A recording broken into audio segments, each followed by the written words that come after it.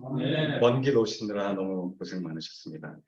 오늘 특별히 이렇게 예수님의 탄생을 기뻐하는 또 감사 예배로, 그리고 또 저희 제네시스 연구소, 또 특별히 창조과학회가 또 옆에 있고, 또 신준호 박사님, 또 타이니시트, 또 이렇게 창조주 하나님을 연구하는 또 이 단체들이 함께 있어서 그런지 또 저를 또 이렇게 여기서 연구할 수 있도록 계속 불러주시고, 또 같이 또 스터디도 할 수 있도록 계속 기회를 허락해 주신 또 많은 또 창조과학회 분들, 또 하나님께 감사를 드립니다.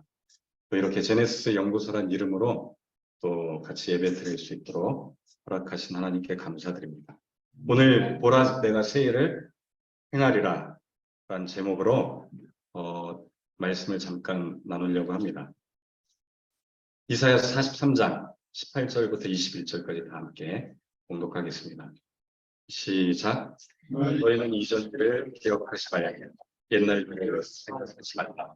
보라 내가 새 일을 행하리니 이제 나타낼 것이다. 너희가 그것을 내지 못하게 되면 반드시 내가 광야의 길을 사막의 강을 내리니 장차 그 재민은 곧 승리하리라. 타조도 나를 존경할 것이다. 내가 광야의 물을 사막의 강들을 내어 내 백성 내가 택한 자를 마시게 할 것입니다. 이 백성은 내가 나를 위하여 지었다. 나의 찬송을 보려 합니다. 아멘. 오늘 본문 말씀은 이사야 43장 말씀이고 주제를 내가 새 일을 행하리니 라는 제목으로 잡았습니다. 여러분, 요즘 시대는 또 코로나19 시대라고도 하죠. 그래서 전 세계 모든 사람들이 동시에 고통을 받는 그러한 시대가 되었습니다. 뿐만 아니라 또 작년에는 러시아와 우크라이나의 전쟁이 또 시작되어서 우리가 피부로 느껴지고 있습니다. 물가 상승, 또 먹을 것들도 너무 비싸지고, 또 며칠 전에는 또 전기세가 또 오르는 그러한 일도 있었고, 그래서 피부로 느껴지는 또 고통들이 오고 있습니다. 또 엊그제는, 어제도 그렇죠. 35도까지 이렇게 5월 달에 35도 가까이, 서울은 32도 가까이 올라갔다고 하는데, 기후변, 또 기상이변, 터키에서도 2월 달에 시리아 안디옥, 우리 초대교회 안디옥 교회 잘 아는 그 지역들이 무너져 내렸습니다. 많은 사람들이 죽었습니다. 이런 전 세계적인 고통들 가운데 또 들려오는 소식은 이스라엘과 팔레스타인의 전쟁입니다. 그 계속된 로켓. SBS에서 잠시 이렇게 뉴스가 나온 거를 제가 캡처를 했습니다.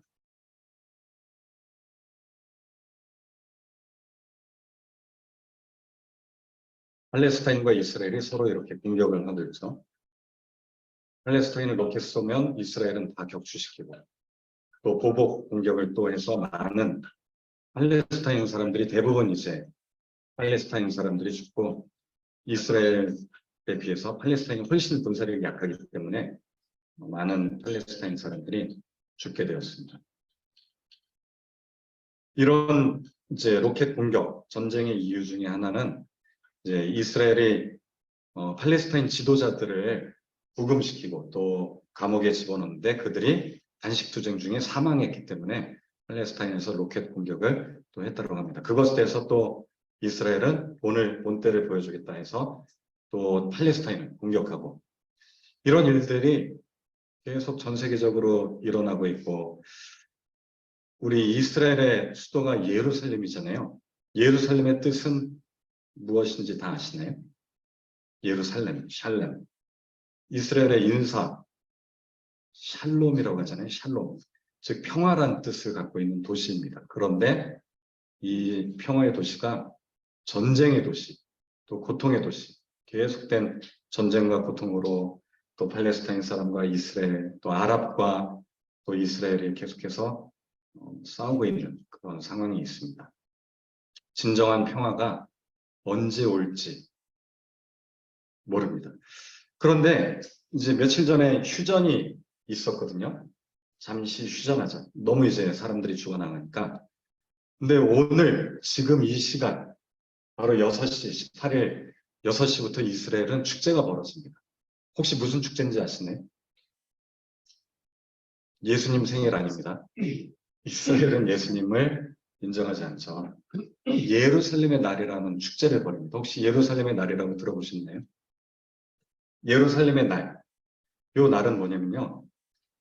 그 이스라엘이 2000년 동안 나라를 잃었다가 1948년 2차 세계대전이 끝나고 독립을 선포하죠.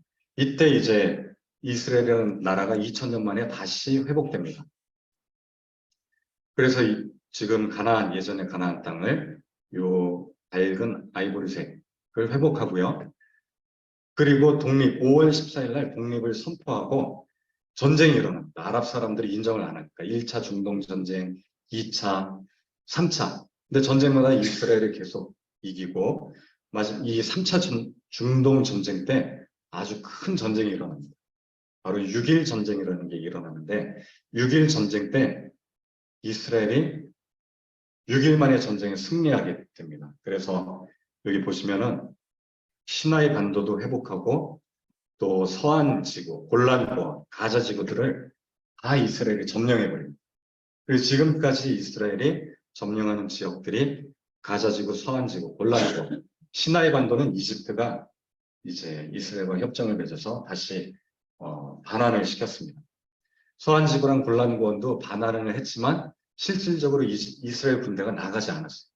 그래서 그 지역은 팔레스타인 난민, 팔레스타인 정착민들과 이스라엘의 새로 또 정착민들, 예를 들면 우크라이나에서 전쟁이 일어나서 이스라엘로 다시 이제 돌아왔거든요. 그런 사람들 같은 외국에서 온 이스라엘 사람들의 정착민들이 이런 새로운 팔레스타인 사람들이 살던 곳에 정착을 하면서 막 자꾸 충돌이 일어납니다. 특별히 6.1 전쟁 때 요 동예루살렘을 이스라엘이 점령합니다. 그 전까지는 서예루살렘만 점령하다가 전쟁을 통해서 3일째, 바로 오늘 2월 28일, 둘째 달 28일 날 이스라엘이 요 동예루살렘을 점령하게 되고요. 서쪽 벽을 회복합니다. 지금은 요 서쪽 벽이라고 하는 곳이 동예루살렘의 올드시티에 존재를 하고요. 예전에 한번 트럼프가 미국 대사관으로 대사관을 서예루살렘으로 옮겼는데 이것은 이제 굉장히 위험한, 지금은 아직은 위험한 행동인 게 이 아랍 사람들은 예루살렘을 자기네 수도로 자기네 땅으로 생각합니다. 그렇기 때문에 굉장히 전쟁에 위협이 있는 그런 행동이었고 지금 이스라엘이 동예루살렘을 점령하고 있어요. 6.1 전쟁 때 뺏었기 때문에. 하지만 아랍 사람들은 여기 이제 섞여 살고 있고요. 올드시티라고 하는 이 조그만 땅덩어리에 바로 요게 이제 잘 아시는 황금돔이라고 들어보셨죠? 이슬람 사원이 여기에 이제 세워졌고 예전에 아마도 성전 땅이었을 거다라는 그 지역에 현재는 이슬람 사원이 있습니다. 그리고 또 요 밑에도 이슬람 사원이 있고요. 요 위에도 오마르라고 하는 이슬람 사원이 옛날 솔로몬 성전 또 헤롯 성전 요 땅에 현재는 이슬람 성전이 있습니다. 그렇기 때문에 계속 분쟁의 위협이 있고요. 이스라엘 군대가 계속 주둔하고 있습니다. 근데 오늘 지금 이스라엘 사람들이요. 행진을 하기로 약속을 했어요. 시가지 행진, 동예루살렘을. 왜냐하면 예루살렘의 날이잖아요. 예루살렘을 회복했으니까 기뻐하는 날이 바로 오늘인데 그래서 이제 이 팔레스타인 사람들과 또다시 전쟁이 일어날 가능성이 높은 지금 시각입니다. 그래서 아마 집에들 가시면 또 다른 뉴스가 나올 수도 있어요. 인터넷에 쳐보면 예루살렘의 날 지금 아마 축제를 벌이고 있다라고 아마 뉴스에 나오고 있을 겁니다. 그런데 이 예루살렘이 이제 둘째 달 28일인데 지금 이 날이 예루살렘의 날이잖아요. 예루살렘 평화의 날인데 평화의 도시의 날인데 오히려 아이러니컬하게도 전쟁의 도시의 날이 되고 있습니다. 계속 싸우고 분쟁이 일어나고 어떻게 하면 이 분쟁의 도시가 평화의 도시가 될 수 있을까요? 저는 이제 오늘 이 예루살렘의 날을 생각해 보면 성경에 언급된 예루살렘의 날과 동일한 둘째 달 28일이 한 두 군데, 세 군데 언급되어 있습니다. 그리고 또 여러 문헌들에 나와 있는 이 예루살렘의 날, 둘째 달 28일에 대해서 잠깐 소개를 하려고 합니다. 그 날을 통해서 하나님이 새 일을 행하신다라고 이스라엘을 북방에서, 먼 나라에서, 동방에서, 남쪽에서, 서쪽에서 다 불러 모으시고 회복시킨다라고 약속하셨고 새 일을 행하시겠다라고 했는데 그 새 일이 정말 평화가 아닌 전쟁일까? 아니면 말 그대로 예루살렘 평화의 그런 새 일일까를 한번 생각해 보고자 합니다.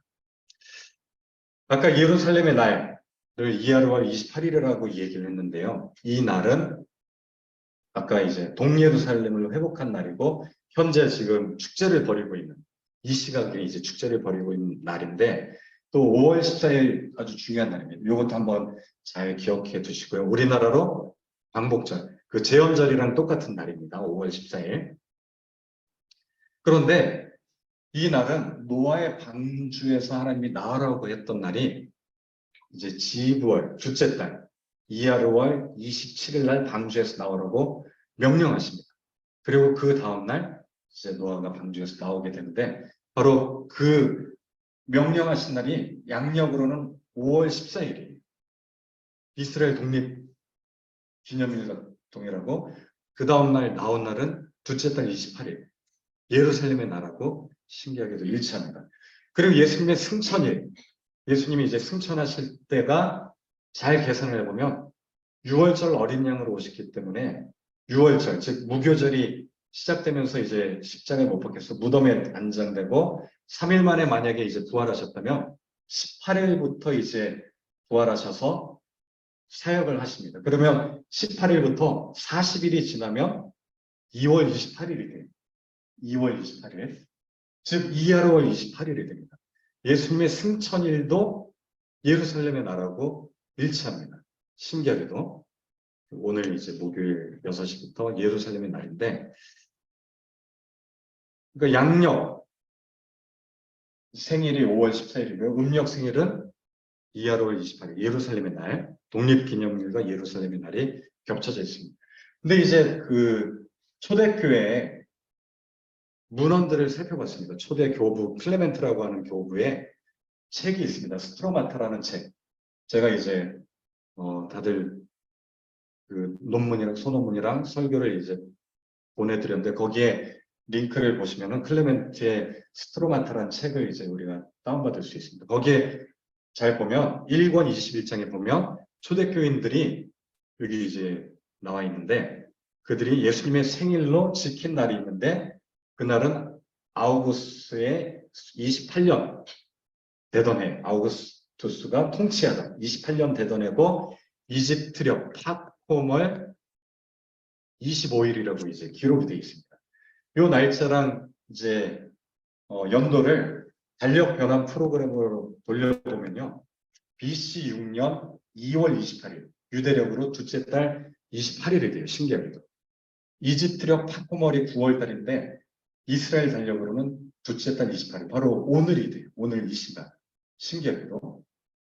그래서 우리는 이제 예수님의 생일을 12월 25일로 지키지만 실제 25일이라고 이제 믿는 사람들은 거의 없습니다. 왜냐면 목자들이 양을 칠 때 예수님의 탄생을 기뻐했거든요. 양을 쳤다라는 거는 12월 달이 아니에요. 이스라엘도 우리나라처럼 12월 달에는 춥고 눈이 옵니다. 사계절이 뚜렷합니다. 즉 목자들이 양을 칠 때는 봄에서 가을 사이입니다. 겨울이 아니라. 그래서 일부에서는 가을일 것이다. 뭐 장막절일 것이다. 일부 학자들은 아니다. 봄일 것이다. 5월이나 6월 봄일 것이다. 이런 학자들의 의견들이 분분한데 초대교인들이 이제 지켰던 날들 클레멘트란 교부는 스트로마타란 책에서 그 날짜를 분명하게 이렇게 언급을 하고 있습니다.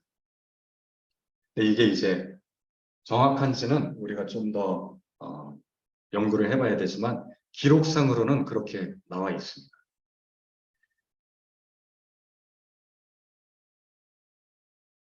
목자들이 그분의 탄생을 기뻐했다라는 것은 겨울이 아니더라는 거죠. 겨울이 아니고 이스라엘도 눈이 옵니다. 이렇게. 그 아까 사원 오마르 사원 황금돔이 이렇게 눈으로 덮였는데 겨울에는 눈이 옵니다. 근데 목자들이 양을 칠 시기는 봄에서 가을이기 때문에 5월에서 10월 사이인데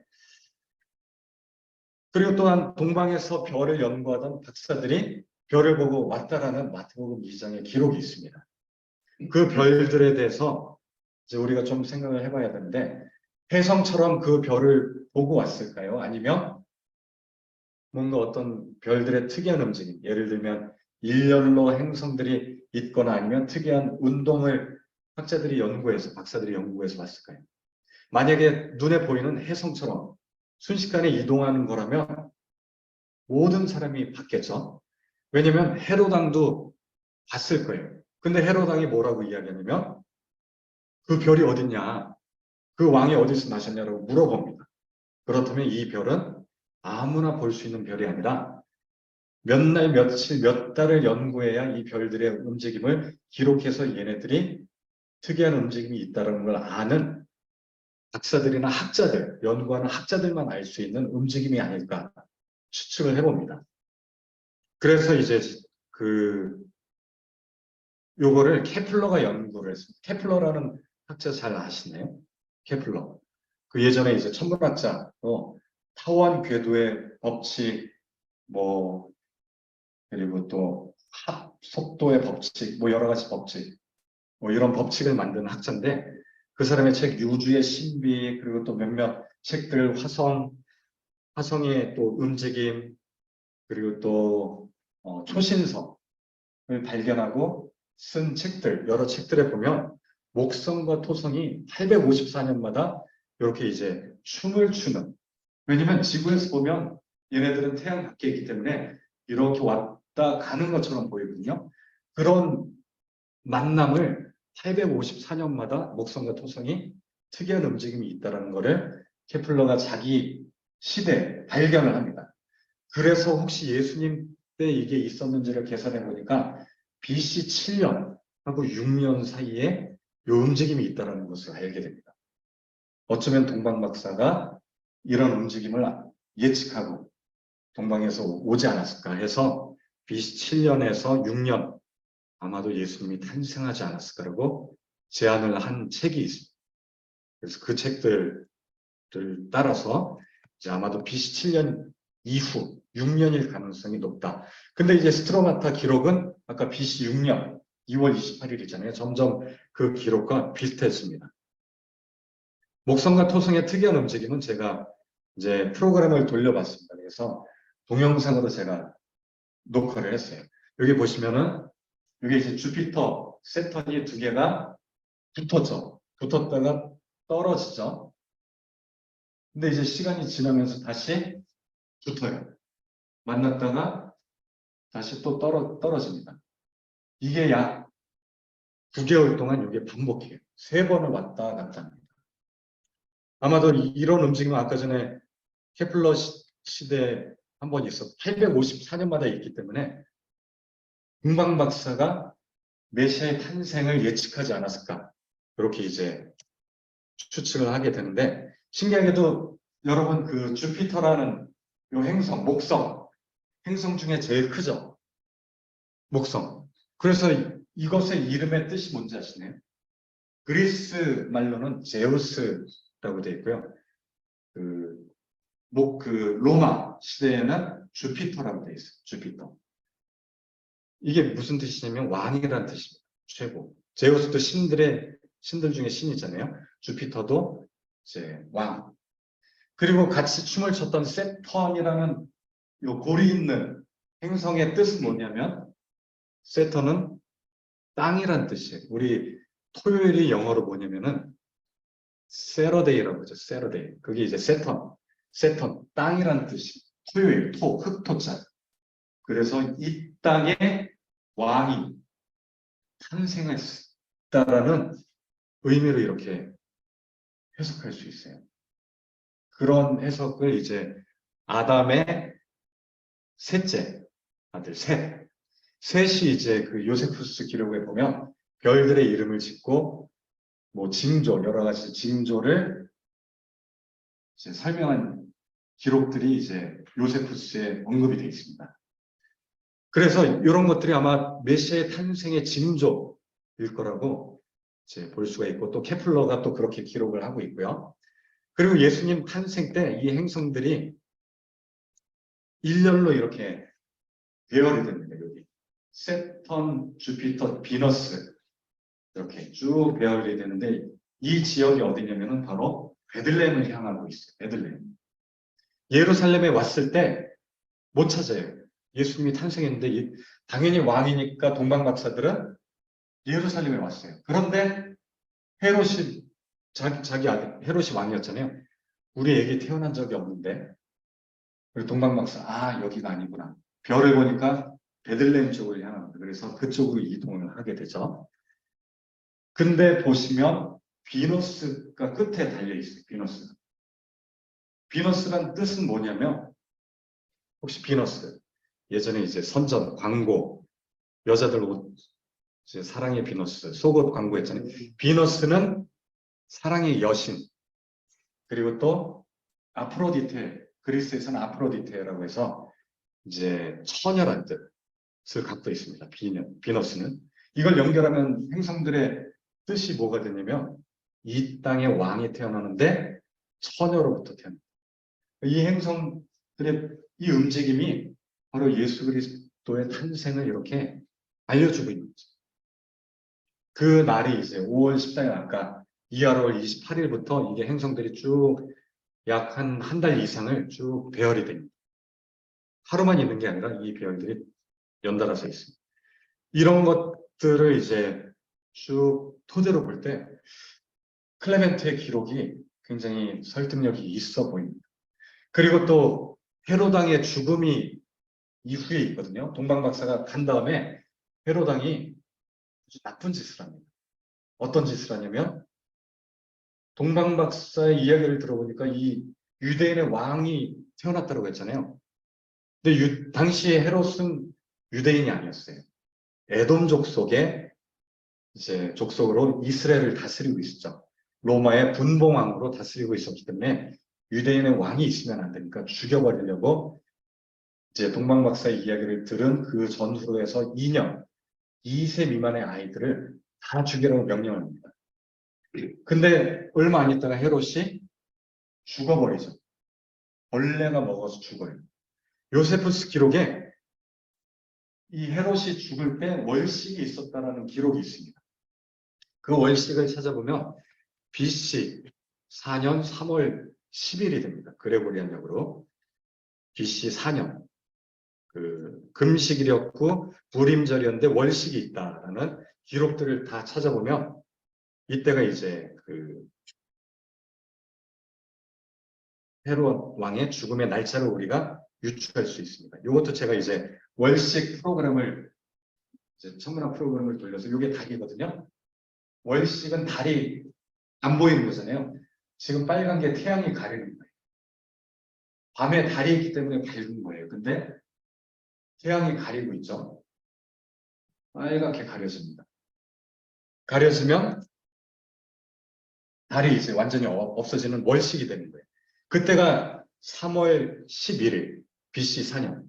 그 날짜를 이제 제가 달력 프로그램을 통해서 보니까 예수님 생일이 아까 이제 BC 6년 5월 14일, 이하로 둘째 달 28일이라고 했는데 줄리안 데이는 이렇게 되고요. 헤롯 왕이 죽었을 때가 BC 4년 3월 11일, 베다월 14일인데 이 두 날짜를 비교해 봤어요. 그러니까 이 날짜, 줄리안 날짜에서 이 날짜를 빼면 이게 날짜가 나오는데 며칠이냐면은 6 빼기 6 했더니 666일이래요. 666. 이상하죠. 666이라는 숫자 혹시 어떤 의미가 있을까요? 그렇죠. 그 계시록에 사탄, 마귀, 적그리스도.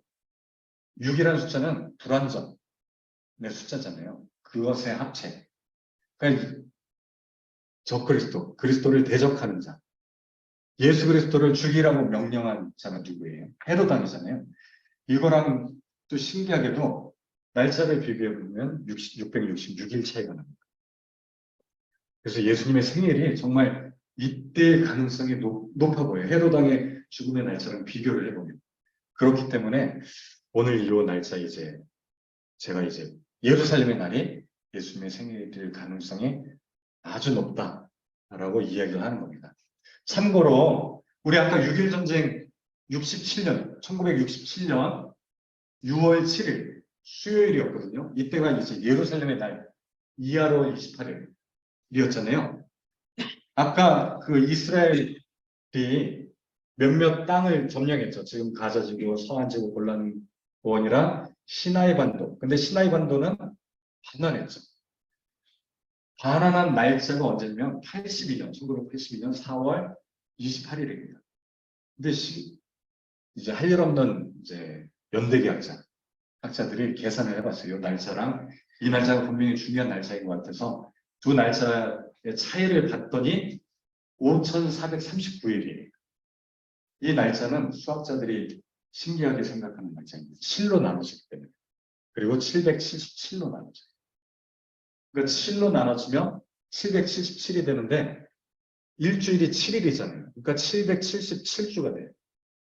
이 땅을 다스린 게 완벽한 다스림이었다는 거예요. 그 땅을 다스린 게. 그리고 반환하고 무엇을 협정하냐면은 이집트랑 영원히 전쟁하지 않기로 서로 이집트는 이스라엘을 인정하기로 체결을 맺습니다. 그 아주 긍정적인 숫자이기도 하고 실제로 이스라엘과 협정을 맺은 날이기도 합니다. 이런 것들이 우연일까요? 우리 777주가 되는 날에 우리가 협정을 맺죠. 이렇게 하진 않았을 거예요. 그리고 예루살렘의 날, 클레멘트가 얘기했던 그날에 일부러 6.1 전쟁에서 예루살렘을 뺏지도 않았을 거고 이런 것들이 결코 저는 우연이 아니라고 생각합니다. 여러 학자들 연구들도 이제 있는데 이런 것들을 다 종합해 볼 때 바로 오늘 예루살렘의 날은 실은 예수 그리스도가 이 땅에 오신 날, 즉 평화를 위해서 하늘의 영광 땅에는 평화를 위해서 오신 날이라고 저는 생각이 듭니다. 하지만 실제는 어떤 거예요? 아까 전쟁 팔레스타인과 로켓 공격 서로 싸우고 있습니다. 그래서 많은 신학자들 또 많은 목회자들은 이 예루살렘의 평화를 위해서 기도하자. 진정한 평화가 있기 위해서는 성전을 지으면 될까요? 제3성전을 지으면 될까요? 아니면 이스라엘이 팔레스타인 악인들이니까 옛날에 이스라엘을 괴롭혔던 사람들이니까 다 쓸어버리면 평화가 올까요? 이스라엘이 힘이 엄청나잖아요. 군사력이. 그러니까 다 아랍을 다 없애버리면 평화가 올까요? 결코 그렇지 않습니다. 진정한 평화는 서로 용서할 때. 근데 진정한 용서는 어디서 오냐면 제가 이제 영화 용서란 영화를 봤거든요. 그 김종철 감독이 제작한 거기에 보니까 팔레스타인에도 기독교인들이 있어요. 이스라엘에도 아주 소수지만 기독교인들이 메시아닉주라고 해서 여러 이제 나라에서 온 기독교인 유대인들 또 전도된 기독교인 또 우크라이나 같은 나라에서 온 기독교인들이 유대인들이 그들이 목사가 되는 사람들이 서로 용서하고 서로 화해하는 그러한 장면을 봤습니다. 진정한 평화는 평화의 왕만이 해결할 수 있습니다. 그 왕이 누구냐면 바로 예수 그리스도예요. 예루살렘의 날의 주인공은 예수 그리스도라고 저는 생각합니다. 그분만 인정할 때 서로 싸우지 않고 양보하고 서로 화해할 수 있다고 저는 생각합니다. 비록 우리가 이제 예루살렘의 날이 예수님의 생일이다. 이렇게 제가 이제 우기고는 있지만 저는 이제 제 개인적인 생각이지 이게 절대적이다. 라고 이렇게 생각하지는 않습니다. 왜냐하면 좀 더 연구가 필요하고 아까 이야기했던 것들이 몇몇 학자들의 의견이고 또 케플러 비록 과학적인 증거들을 가지고 얘기했지만 이런 것도 아직은 해석일 뿐입니다. 하지만 이런 의미들을 생각해 볼 때 진정한 평화를 위해서는 예수님만이 이것을 해결할 수 있다고 생각합니다. 오직 예수 그리스도. 그 예수 그리스도를 우리가 믿고 전할 때 그리고 또 가장 우리 제사장 나라 있잖아요. 가장 전도를 잘하는 나라는 실은 대한민국도 아니고 미국도 아니고 어느 나라냐면 저는 이스라엘이라고 생각합니다. 왜냐하면 제사장 나라잖아요. 하나님이 택한 민족이잖아요. 비록 굉장히 미운 짓하고 팔레스타인 사람 너무 괴롭히고 예전에 자기도 당했는데 왜 그렇게 괴롭힐까? 이스라엘이 이해가 안 되고 너무 이제 유럽 사람들도 이스라엘을 너무 싫어하잖아요. 모든 돈을 다 쓸어 담고 너무 경제 활동을 잘하고 다 하니까 미워 보이지만 결국 지금은 그들이 예수 그리스도를 믿지 않지만 예수 그리스도를 인정할 때 진정한 평화가 올 줄 믿습니다. 그것을 위해서 유대인들이 가장 복음이 잘 증거되는 것은 그들의 역사예요. 그들의 연대. 실제로 연대가 정확하다. 성경 말씀이 구약의 연대가 너무나 정확하고 사실이다라고 이야기하면요. 그들은 기독교인들보다 더 잘 듣습니다. 근데 그 모든 역사의 중심은 예수 그리스도예요. 결국 유대인들이 이러한 연대기를 통해서 그들이 복음을 가장 잘 받아들일 수 있는 도구라고 저는 생각을 합니다. 그래서 저는 예루살렘이 중심이라고 생각합니다. 평화의 도시. 예루살렘이 회복될 때 전 세계가 회복되고 예수님이 그제서야 다시 올 거라고 저는 생각이 듭니다. 이런 연구는 또 유진 선생님도 많이 이렇게 정리를 하셨고